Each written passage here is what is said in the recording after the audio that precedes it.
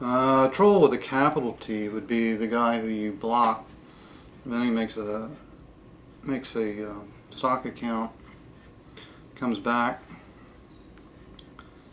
at you again, starts accusing you of nonsensical stuff that has nothing to do with you.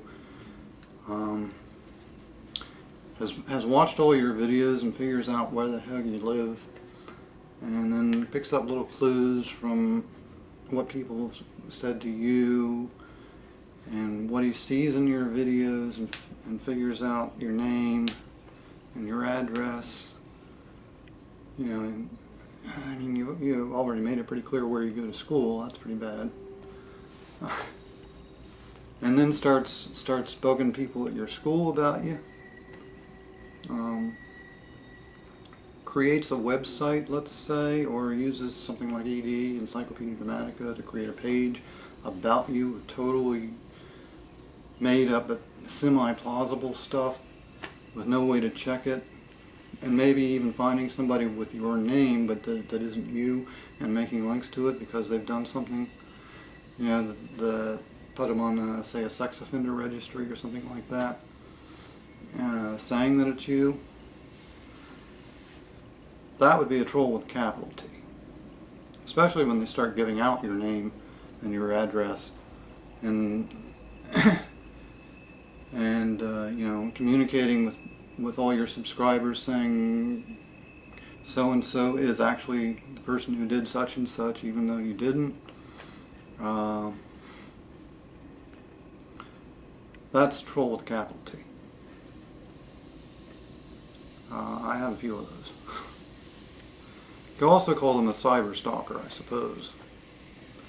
It's kind of hard to make these distinctions, because there are cyberstalkers who are more like traditional stalkers who actually like the person and want to get to know them and have been rejected and are just determined in a sick way to be in this person's life. You know, there's that kind of stalker. And that's not what I'm talking about, but those are another problem. I haven't got any of those as far as I know.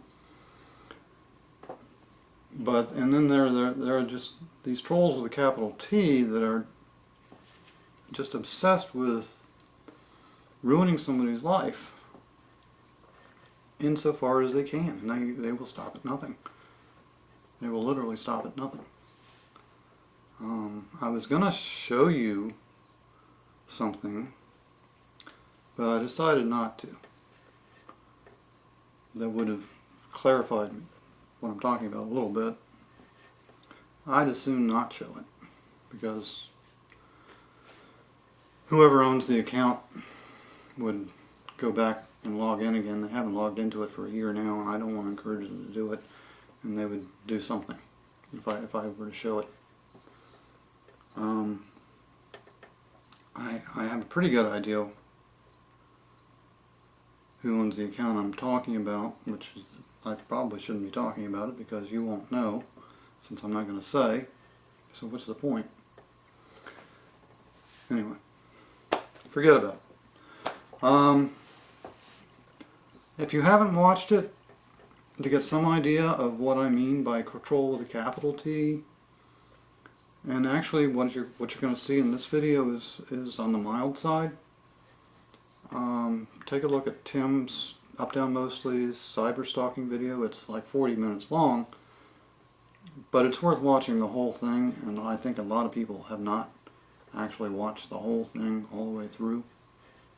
If you can find the time, even if it isn't right away, at some point, you know, just go to that video now, bookmark it, and watch it later.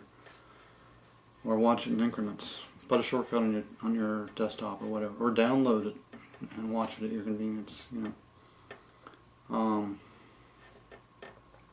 and understand that what you're going to see in that video is mild compared to some of the things that I know of and have seen myself being done to people, and what has been done to me on the internet. What was the other broad category? Was liberty. This is sort of tied in with the problem with trolls. And of course what I was talking about was more than trolls. It was also, you know, malware and viruses and scams and hoaxes, which are, scams and hoaxes are kind of, but they do exist and they are a problem. Not a big problem, particularly hoaxes, but it's amazing how much damage a hoax can do, and a lot of them get a lot of publicity and get believed by a lot of people. There was a hoax recently about trains being stopped on railroad tracks around the country, and the rumor was out on the internet that these were cars to load up people when FEMA started rounding us up.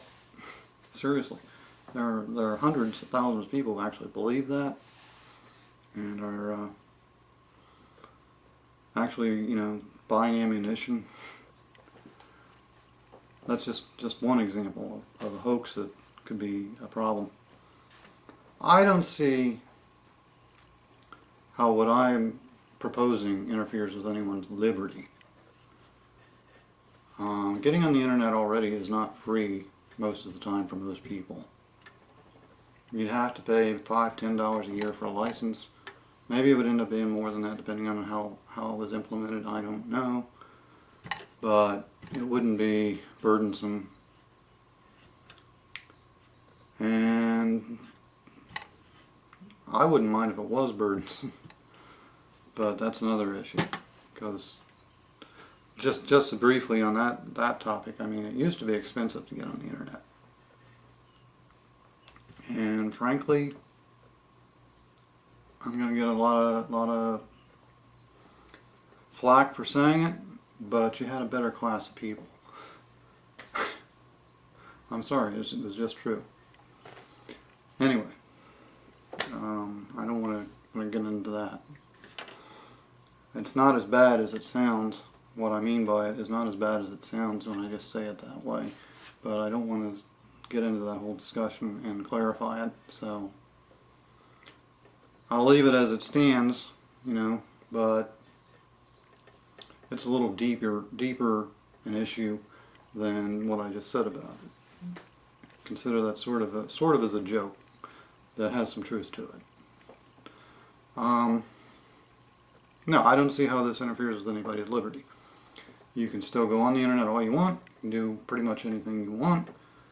There are lines you don't want to cross, and if you were a sensible person, you wouldn't cross them anyway. I don't think just saying somebody is fat and ugly is going to get you into any trouble, even under this system. I think people should be willing to be responsible for what they say. If you're not willing to be responsible for what you say, then you shouldn't say it. And under any interpretation of freedom of speech, freedom of the press, that is true. You can say it, you can write it, but you need to be responsible for what you say and what you write. You have to be willing to stand behind it. If you're not willing to, then you got no business saying it. I can't imagine any sane person disagreeing with that without getting into paranoid fantasies about not being able to say things that are true because of some perceived punishment that would come down on them from an all-powerful government. You know, that's a paranoid fantasy. At least we hope it's a paranoid fantasy. I mean, if you're living in China, it's not, but that's another issue that ties into this whole concept that I don't want to try to address. I don't have any control over what goes on in China.